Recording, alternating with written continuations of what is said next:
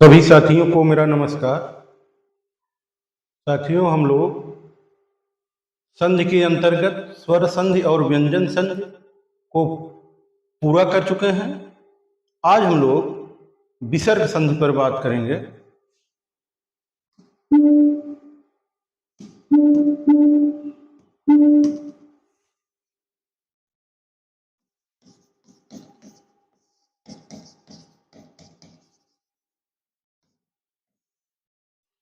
विसर्ग संधि साथियों कब होती है? जब विसर्ग के बाद स्वर आए या व्यंजन आए, तब विसर्ग संधि होती है। इसकी परिभाषा हम लोग पूर्व में बहुत कायदे से लिखे हैं। तो विसर्ग संधि यही होती है कि जब विसर्ग के बाद स्वर या व्यंजन से मिलन हो, तब हमारा विसर्ग संधि होती है। विसर्ग संधि के साथियों तीन मुख्य नियम हैं।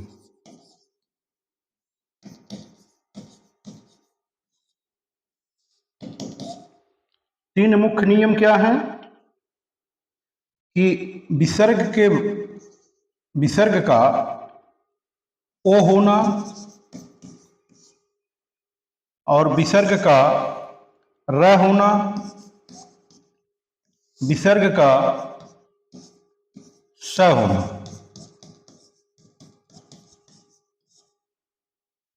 इसको हम साथियों जब विसर्ग ओ हो जाए या विसर्ग र हो जाए या विसर्ग हमारा स हो जाए, इसको हम लोग कहते हैं उत्व होना।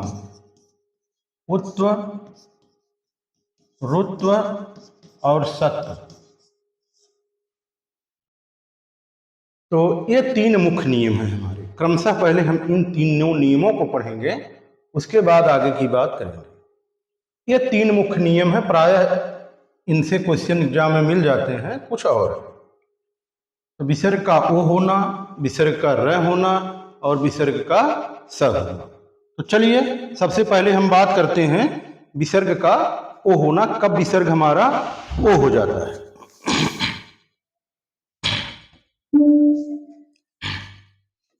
नंबर एक,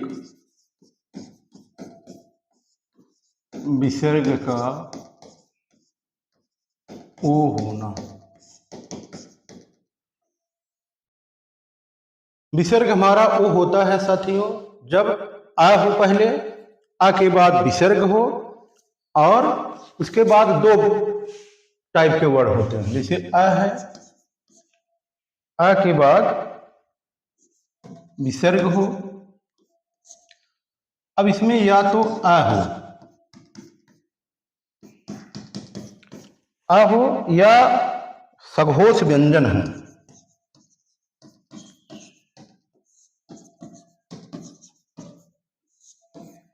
अब हम लोग सघोष व्यंजन पढ़ चुके हैं साथियों। सघोष व्यंजन कौन कौन से होते हैं? तीसरा, चौथा, पांचवा और यह रला हुआ है। तीसरा, चौथा, पांचवा वर्ण प्लस य र ल व है। अगर विसर्ग के पहले आ हो और उस विसर्ग के बाद में अ आए या सघोष व्यंजन आए, तब क्या हो जाएगा? विसर्ग के स्थान पर ओ हो जाता है साथियों। विसर्ग के बाद अ ए अवग्रह,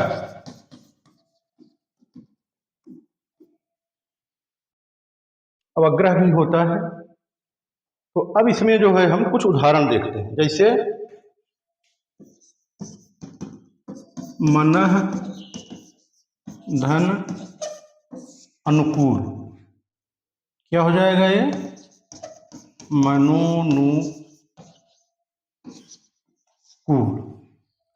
मनः धन अनुकूल, ये साथियों देखिए विसर्ग के पहले अ है, विसर्ग के बाद अ है, तो क्या हो गया? ये ओ हो गया। इसी तरह से मनः धन योग, मनः धन योग, ये हो गया मनोयोग। तपः धन वन,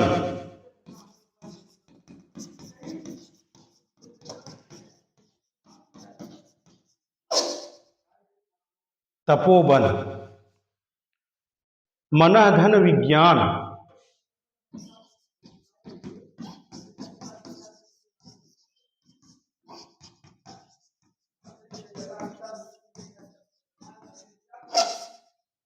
मनोविज्ञान।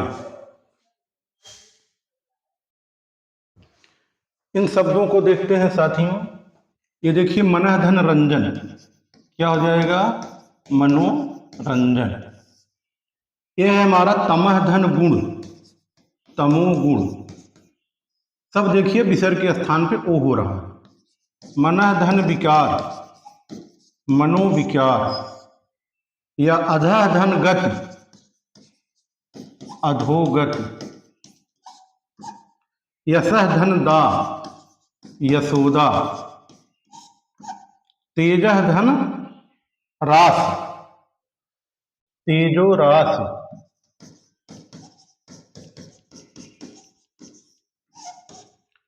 पयः धन दा, पयोद। अधः धन भाग, अधोभाग। सरः धन ज, सरोज। मनः धन ज, मनोज।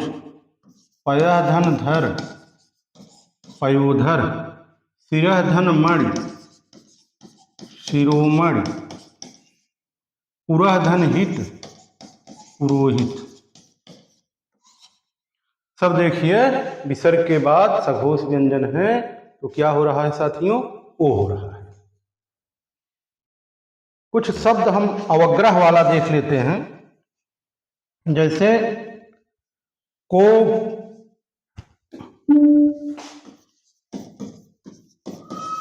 इसका आ जाए विच्छेद। कह धन अपि, कह धन अपि। प्रथमो अध्याय, प्रथमो अध्याय। प्रथमः धन अध्याय। यशोभिलाषी, यशोभिलाषी।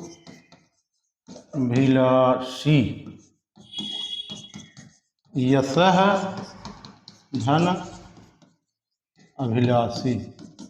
इस तरह साथियों आ के स्थान पे अवग्रह भी यूज किया जाता है संधि में। तो एक होता है सो हम, सो हम। शोधन हम।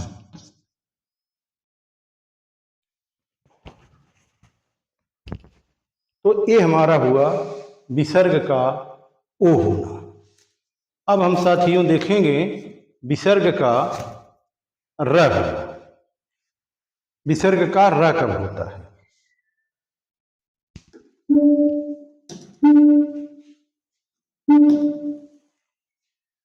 दूसरा है हमारा विसर्ग का र होना। ये साथियों र होता है जब विसर्ग के पहले ई या ऊ हो, उसके बाद विसर्ग। ई या ऊ के बाद विसर्ग हो। अब इसके बाद इतने वर्ण हो सकते हैं। कोई स्वर हो, नंबर एक, कोई स्वर हो। दूसरा य, र, ल, व, ह हो। तीसरा किसी वर्ग का तीसरा चौथा पांचवा वर्ण। तीसरा चौथा पांचवा वर्ण। ये साथियों सघोष वर्ण है।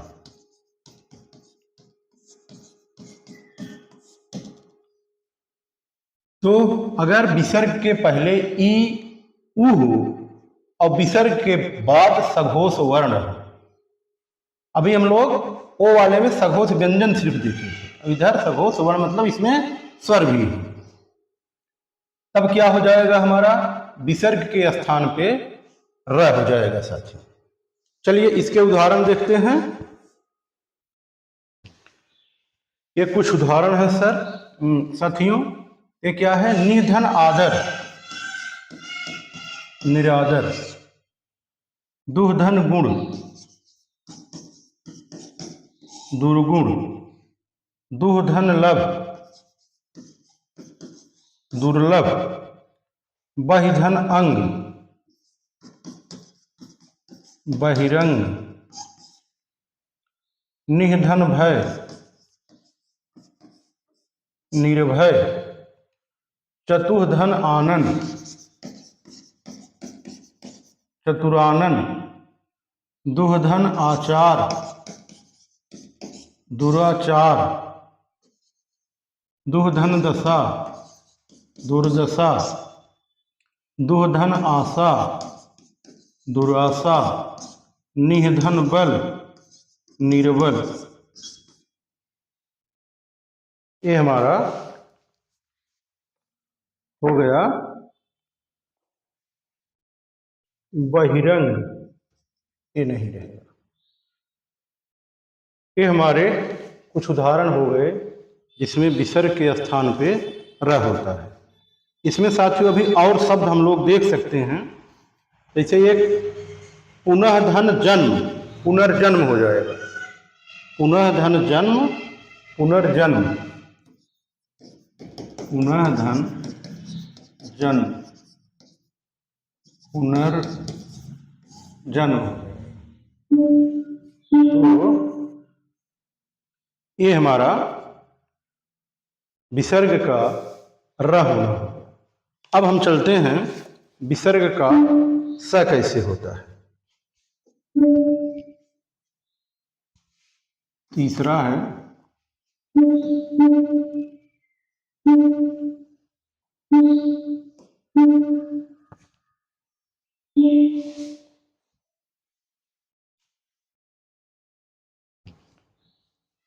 कि साथियों विसर्ग कब, तालव्य विसर्ग कब होता है विसर्ग के स्थान पर। इसके लिए देखिए, जब कोई स्वर हो,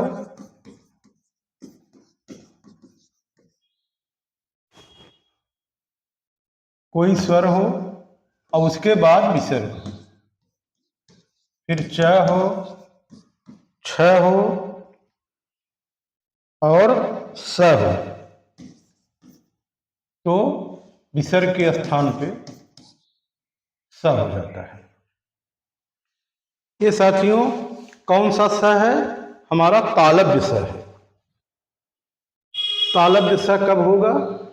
जब विसर्ग के पहले कोई स्वर हो, विसर्ग के बाद च छ। इन उदाहरणों को देखिए साथियों। हरिधन चंद्र क्या हो जाएगा? हरिश्चंद्र। निधन छल, निश्छल। दुर्धन शासन, दुशासन। निधन शुल्क, इसको ऐसे भी लिखते हैं और स होगा तो निःशुल्क। दुश्शील, निश्चय। यह क्या है? निधन चय है। निधन चन क्या हो जाएगा? निश्चय हो जाएगा। ये हो जाएगा दुष्चक्र।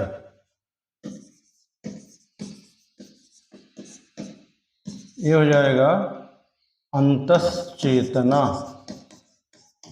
यहाँ नीचे देख लीजिए, अंतश्चेतना। इस तरह से साथियों जब कोई स्वर हो, उसके बाद विसर्ग हो, उसके बाद च छ स हो, तो विसर्ग का तालव्य स हो जाता है। अब हम देखते हैं विसर्ग का मूर्धन्य स होना। तीसरे का दूसरा विसर्ग का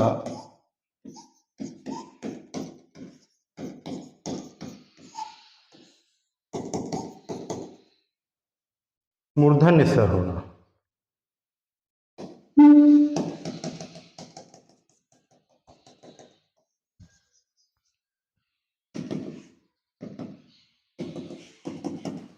ये साथियों देखिए, हमारा विसर्ग मूर्धन्य स कब होता है? जब विसर्ग के पहले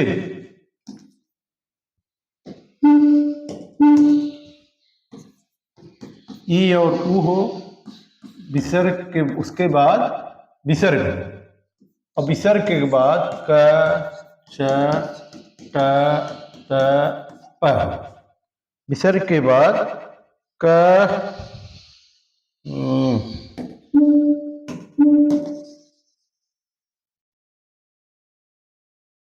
विसर्ग के बाद जो है क ख ट ठ प फ, तब जो है विसर्ग के स्थान पे हमारा क्या हो जाएगा? मूर्धन्य स हो जाएगा। तो साथियों, जब हमारे पास ई ऊ के बाद विसर्ग हो, मतलब विसर्ग के पहले ई ऊ हो और विसर्ग के बाद क ख ट ठ प फ हो, तब मूर्धन्य स। इन शब्दों को देखते हैं साथियों। देखिए, विसर्ग के पहले ई है और विसर्ग के बाद में क है, तो क्या हो जाएगा? विसर्ग की जगह पे मूर्धन्य स हो गया। निष्कलंक, दुहधन कर्म, दुष्कर्म, धनुधन टंकार, धनुष टंकार, निधन प्राण, निष्प्राण, ज्योतिष धन कण, ज्योतिष कण, ज्योतिष धन खंड, ज्योतिष खंड, चतुर्धन पद, चतुष्पद, निष्कपट, निष्पाप, दुष्प्रभाव, दुष्प्रवृत्ति। ये साथियों विसर्ग का मूर्धन्य स है। अब हमको देखना है विसर्ग का दंत स कैसे होता है। विसर्ग का दंत स के लिए जब कोई विसर्ग के पहले कोई स्वर हो और विसर्ग के बाद सिर्फ ता थ स हो, तो विसर्ग का दंत स हो जाता है। चलिए उसको देखते हैं।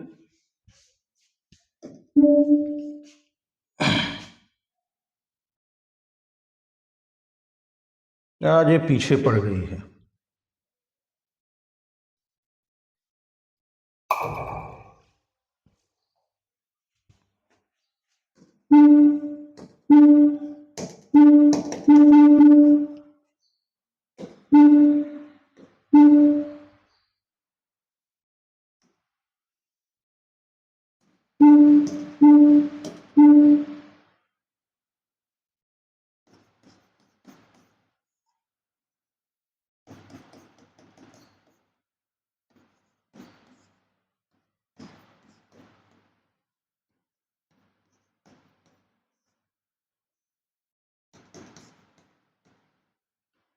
विसर्ग का स हो, विसर्ग के पहले साथियों कोई स्वर हो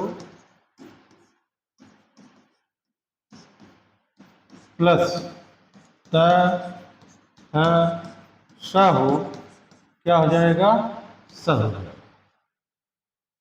विसर्ग के पहले कोई भी स्वर हो और विसर्ग के बाद त थ स हो, उसके स्थान पर क्या हो जाएगा? स हो जाएगा साथियों। जैसे उदाहरण कुछ देखते हैं। नमः धनते, क्या हो जाएगा? नमस्ते। दुहधन तर, दुहधन तर, ये हो जाएगा दुष्तर। निधन तेज,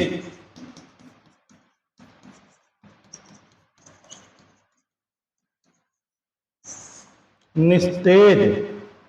निधन संतान,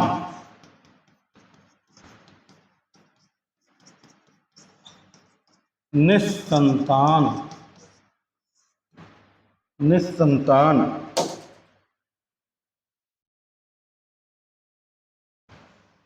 इसके बाद निधन संदेह,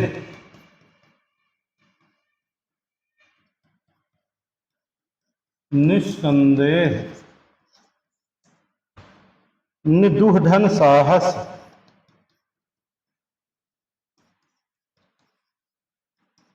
दुस्साहस।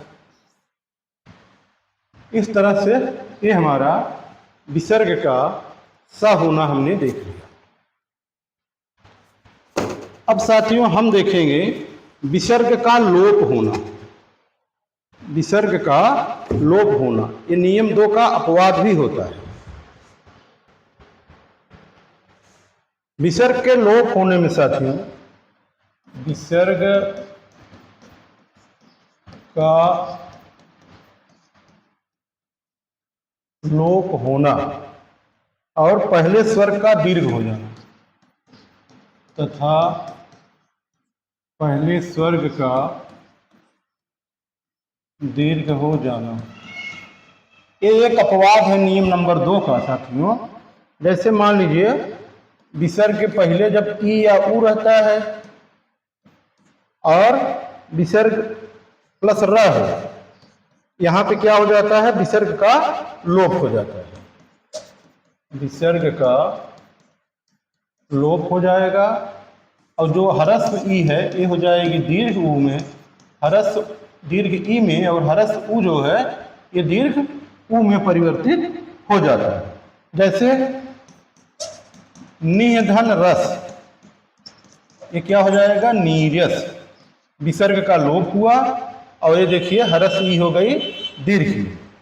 इसी से तरह से साथियों निरोग है,